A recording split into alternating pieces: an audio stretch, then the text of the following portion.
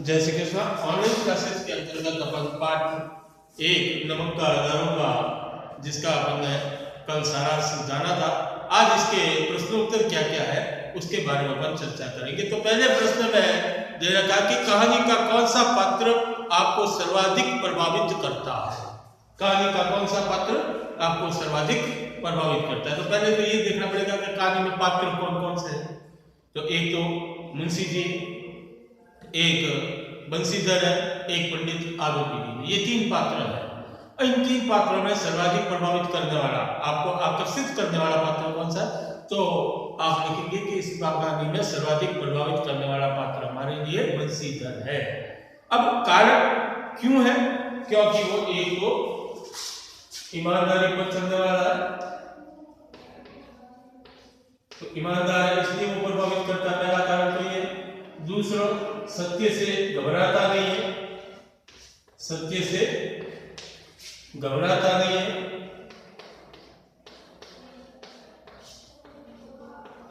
तीसरा, जब पंडित आरोपी जी उसके घर पर आए थे तो उन्होंने एक बात कही थी। क्या बात कही थी? कि उस दिन तो मैं ड्यूटी पर था, अन्यथा आज आप मेरे लिए बुजुर्ग हैं, मैं आप मेरे लिए सम्मानीय है। तो बड़ों का सम्मान करने वाला था,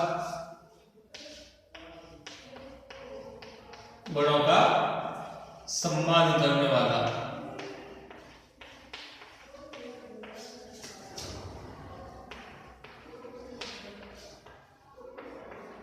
तो इन तीन विशेषताओं के कारण इस कहानी में हमें सर्वाधिक प्रभावित करने वाला पात्र कौन सा हो जाएगा? बंसीधर।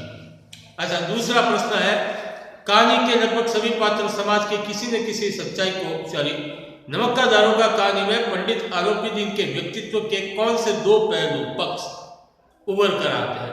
प्रस्तुत कहानी में एक पात्र है जिसका नाम है पंडित आरोपी जी। पंडित आरोपी जी के व्यक्तित्व की कौन सी दो विशेषताएं आपको नजर आती है? तो सबसे पहले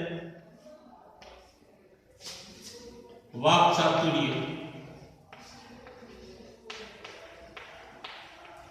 बोलने में निपुण, बातें करने में बड़ा निपुण है, अपनी मीठी मीठी बातों से वो किसी को भी प्रभावित कर सकता है। दूसरी विशेषता है धन बल पर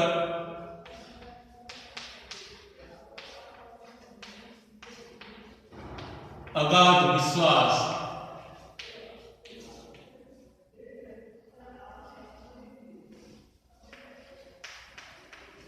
उसे अपने धन बल पर बहुत विश्वास है।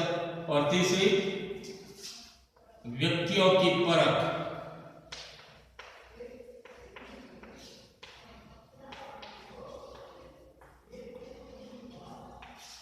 ये तीन विशेषताएं उसके व्यक्तित्व से उभर कर आती है। पहला तो वाक चातुर्य, बोलने में वो निपुण है, मीठी मीठी बातों से सामने वाले को मोहित कर देता है। दूसरा, धनबल पर अगाध विश्वास है, उसका ये मानना है कि धरती तो क्या स्वर्ग में भी धन का राज चलता है, तो धन से कुछ भी प्राप्त किया जा सकता है। तीसरा, व्यक्तियों की परख, उसे व्यक्तियों की पहचान बड़ी है, इसीलिए जो व्यक्ति उसे जेल भेजता है, हथकड़ियां पहना देता है, वो उसी के द्वार पर जाकर के हाथ जोड़कर विनती करता है कि उसकी संपत्ति का स्थायी मैनेजर वो बने। क्यों? क्योंकि वो व्यक्तियों की पहचान करता है कि कौन व्यक्ति ईमानदार है, कौन व्यक्ति झूठा है, कौन व्यक्ति कपट कर सकता है, कौन सत्य की राह पर चल सकता है। ये परख उसको बहुत बड़ी खूबी के साथ है। तो ये तीन उसके व्यक्तित्व की विशेषता है जो उभर कर सामने आती है। अगला है कि कहानी के लगभग सभी पात्र समाज को किसी न किसी सच्चाई को उजागर करते हैं। निम्नलिखित पात्रों के संदर्भ में पाठ में उस अंश को उद्धृत करते हुए बताएं कि ये समाज की किस सच्चाई को उजागर करते हैं। ब्रजवंशी सबसे पहला दे रखा है। ब्रजवंशी समाज की किस सच्चाई को उजागर करता है?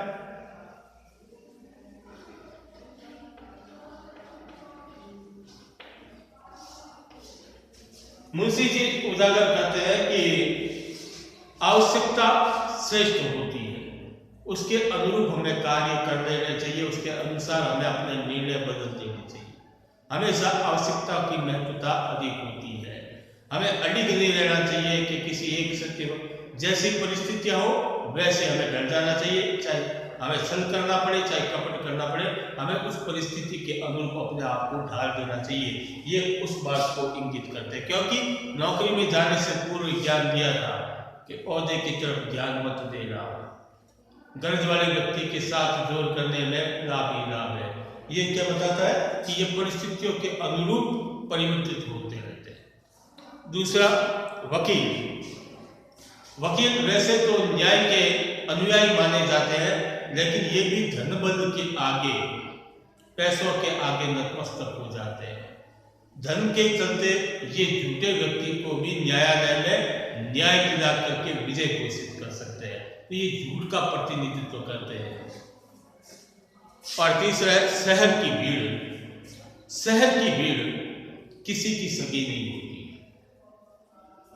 वो 1 मिनट में अपने निर्णय को बदल देती है। कल तक शहर की भीड़ जो मुंशी पंडित जी की तारीफों के पुल बांधा करती थी, वही भीड़ जब उन्हें न्यायालय में हथकड़ियां पहनकर जाते हुए देखा तो हाथों हाथ अपने विचार को परिवर्तित कर दिया, अपने विचारों को चेंज कर दिया।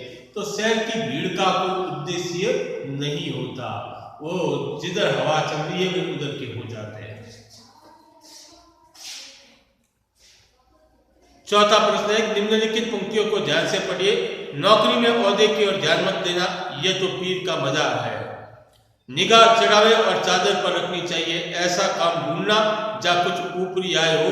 मासिक वेतन तो पूर्णमासी का चांद है जो एक दिन दिखाई देता है और घटते घटते लुप्त हो जाता है। ऊपरी आय बहता हुआ स्रोत है जिसमें सदैव प्यास उठती है। वेतन मनुष्य देता है, उसमें वृद्धि नहीं होती, और ऊपरी आमदनी ईश्वर देता है, इसी से उसकी बरकत होती है। तुम स्वयं विद्वान हो, तुम्हें क्या संभव। अब इस पैराग्राफ को लेकर के प्रश्न पूछे गए। तो पहला प्रश्न है इससे संबंधित, यह किसकी उक्ति है, अर्थात ये वाक्य किसने कहे। ये वाक्य किसने कहे थे? वृद्ध मुंशी जी ने। किसने कहे थे? वृद्ध मुंशी जी ने, जो कौन थे? बंशीधर के पिता।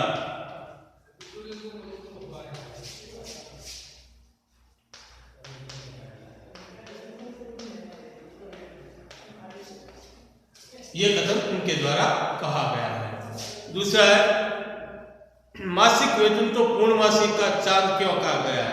कल भी मैंने बताया था मासिक वेतन को पूर्णमासी का चांद इसलिए कहा गया कि पूरा चांद महीने में एक दिन पूर्णिमा को दिखाई देता है, उसके अगले ही दिन से वो धीरे धीरे घटने लगता और अमावस्या तक आते आते वो पूरा लुप्त हो जाता। 15 दिन में वो पूरा समाप्त हो जाता है। ठीक उसी प्रकार मासिक वेतन भी 1 तारीख को, महीने की तनख्वाह 1 तारीख को दिखाई देती है और 15 दिन में वो तनख्वाह कम होते होते समाप्त हो जाती है। इसलिए तनख्वाह की तुलना पूर्णमासी के चांद के साथ की गई है। तीसरा है, क्या आप एक पिता को इस वक्तव्य से सहमत है? अपने बेटे को क्या इस प्रकार की सीख देनी चाहिए? आप इस बात से सहमत है? कदापि नहीं। एक पिता को अपने पुत्र को, हालांकि अनुभव बड़ी चीज होती है, लेकिन उसे सदैव नेकी और ईमानदारी का पाठ पढ़ाना चाहिए। परिस्थितियां चाहे कितनी ही प्रतिकूल क्यों न हो, विपरीत क्यों न हो, कभी भी उसे यह राय नहीं देनी चाहिए कि तुझे गलत रास्ता चुनना चाहिए। हमेशा उसे सीख एक पिता द्वारा पुत्र को यही दी जानी चाहिए कि तू हमेशा ईमानदारी और सत्यता और कर्तव्य निष्ठता का पालन करते हुए आगे बढ़ेगा। तो इसलिए हम इस बात से सहमत नहीं है। अगला प्रश्न है कि नमक का दारोगा कहानी में कोई 2 अन्य शीर्षक बताते हुए उसके आधार को भी स्पष्ट कीजिए। नमक के दारोगा कहानी का शीर्षक है। अब कह रहे हैं कि इसके अलावा 2 कोई अन्य और शीर्षक बताइए और उस कारण भी बताइए कि ये शीर्षक क्यों। तो पहला हम कर सकते हैं ईमानदारी का फल।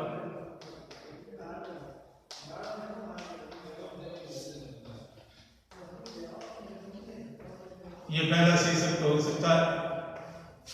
दूसरा हो सकता है कर्तव्यनिष्ठ अधिकारी।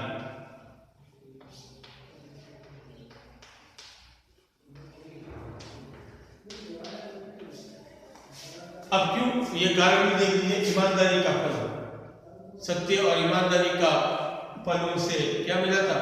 कि पंडित आलोपीदीन की स्थायी संपत्ति का मैनेजर वो नियुक्त होता है या उसकी ईमानदारी का फल उसे मिला था।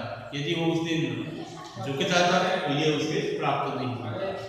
कर्तव्यनिष्ठ अधिकारी बंसी दर्जी एक कर्तव्यनिष्ठ अधिकार है। वो अपने कर्तव्य का निर्वहन करते समय ये नहीं सोचते कि सामने वाला व्यक्ति कितनी पहुंच वाला व्यक्ति है या उसकी समाज में क्या रेपुटेशन है, उन्हें अपने कर्तव्य से मतलब है। तो ये दो अपन शीर्षक इसके अन्य सुझा सकते हैं। और इस पाठ का अंतिम प्रश्न है, कहानी के अंत में आलोपीदीन बंसीधर को मैनेजर नियुक्त करने के पीछे क्या कारण हो सकते हैं? तर्क से उत्तर दीजिए। आप इस कहानी का अंत किस प्रकार से करते हैं? दो प्रश्नों का समावेश एक साथ किया गया। पहला कि कहानी के अंत में उन्होंने आलोपीदीन ने बंसीधर को मैनेजर जो नियुक्त किया उसके पीछे क्या कारण है? क्या कारण है? सबसे पहला उसकी ईमानदारी, लालच में न आना, सत्य पर अडिग रहना, ये जो भी विशेषताएं थी, इन विशेषताओं के कारण ही उसे मैनेजर नियुक्त किया गया। दूसरा प्रश्न है कि आप यदि लेखक होते तो कहानी का अंत किस प्रकार से करते? तो इससे सुंदर कहानी का अंत नहीं हो सकता था। तो हम भी अगर कहानीकार के स्थान पर होते तो कुछ इसी प्रकार का अंत कराते। साथ ही साथ हम ये भी और जोड़ देते अपनी ओर से कि वृद्ध पिता को भी अपनी गलती का एहसास होता कि मैंने अपने जो पुत्र को सीख दी थी वो अनुचित थी। पूरी इस पाठ में अगर कोई कमी नजर आई तो पिता की वो कमी नजर आई, तो हम अंत में इस बात को भी साथ में जोड़ देते जिससे उस वृद्ध पिता को भी अपनी गलती का एहसास होता कि नहीं, मैंने जो सीख दी थी वो गलत थी। इस प्रकार से हम अपनी कहानी को अंत करते। तो ये प्रश्नोत्तर आपके यहाँ पर समाप्त होते हैं। इसको आप कॉपी में कीजिए, अपने शब्दों में इसको नोट्स बनाइए और फिर मुझे चेक करने के लिए भेज दीजिए। इस बार अर्धवार्षिक परीक्षाएं नहीं हुई है और सरकारी आदेशों के अनुसार आपके जो मार्क्स होंगे अर्धवार्षिक के वो आपके होमवर्क के आधार पर दिए जाएंगे। इसलिए अपनी अपनी कॉपियाँ आप तैयार रखोगे और व्हाट्सएप के माध्यम से, PDF के माध्यम से आप हमें भेजते रहेंगे और अपने पास संजो करके भी रखेंगे। जब कभी भी विद्यालय खुलेगा तो ये होमवर्क नोटबुक जो है आपको विद्यालय में जमा करानी पड़ेगी। उसी आधार पर आपको अर्धवार्षिक के अंक दिए जाएंगे। इसलिए कृपया करके अपना गृह कार्य जो है वो पूर्ण रखें। तब तक के लिए धन्यवाद। जय श्री कृष्ण।